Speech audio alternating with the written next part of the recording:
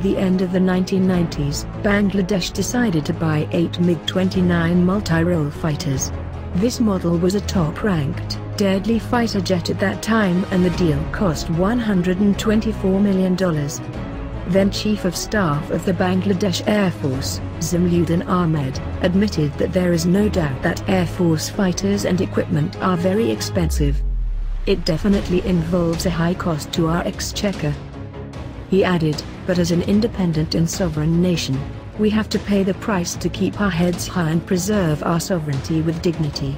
Even Myanmar Air Force now has twice the strength of Bangladesh Air Force.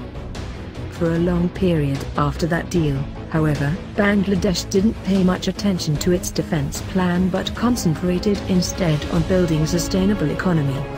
A decade later, that trend came to an abrupt end.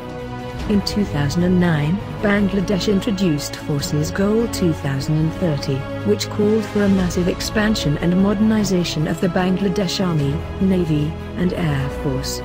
The long-term goal is to build a three-dimensional force capable of conducting multi-platform warfare. Forces Goal 2030, later revised in 2017, was the first plan to modernize the Bangladesh Armed Forces.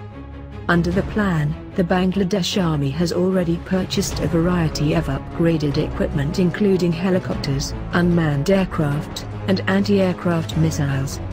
A large number of these deals involve Chinese equipment. Bangladesh has purchased 44 units of MBT 2000 main battle tanks, 2 regiments of FM-90 short-range surface-to-air missiles, QW-2 and FN-6 handheld anti-aircraft missiles, PF-98 anti-tank rockets, and 36 units of the WS-22 multiple rocket launcher system, MRLS. In addition to purchasing equipment, Bangladesh also plans to build more military stations across the country. A new cantonment has already been built in Ramu near the Myanmar border. The Bangladesh Air Force has purchased 16 Russian-made Yak-130 training and light attack aircrafts and 16 F-7BG light attack fighter jets from China in addition to a number of radar systems from China and Russia. Recently the country upgraded its MiG fleet with the assistance of Russia and bought several R-77 BVR missiles in 2013. 2 new air bases are to be established in Borizal and in Sylhet. The biggest surprise of Bangladesh's military upgrade was the purchase of 2 Ming-class Type 035B submarines from China, which created anxiety in both India and Myanmar. These refurbished subs costs $203 million. Myanmar had no official reaction but started to speed up its own submarine purchasing program. India, however, openly showed its anger by sending a high-profile government representative to Bangladesh. News media in India also widely criticized this purchase. The Ming subs are old but were modernized according to Bangladesh's requirements by adding advanced torpedoes and sonar.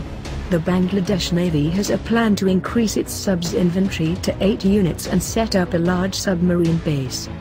The Navy has already started an aviation wing and operates a number of helicopters and planes. Bangladesh is also increasing its only ordnance factory's capacity to manufacture more automatic guns and ammunitions than ever, building patrol crafts in own shipyard, and overhauling fighters and helicopters in own aeronautical center. What is driving this build-up? Bangladesh is located in range of 3 nuclear powers missile arsenals: India, Pakistan, and China. Dhaka officially holds a neutral foreign policy that proclaims friendship with everyone and enmity with no one, but the reality is that the country has faced border conflicts with both of her neighbors, India and Myanmar. In 2007, Myanmar violated Bangladesh's maritime border, causing 20 days of serious tension. Both countries' naval forces were face-to-face and their air forces were on full alert. In 2017, Myanmar violated Bangladesh's airspace several times during the Rohingya crisis, and in consequence a number of fighter jets and destroyers were deployed by Bangladesh along the border. On the other hand, Bangladesh is surrounded on 3 sides by India. The two countries share a 2,500-mile-long border. It is all too common for Bangladesh's citizens to be killed by the Indian border force.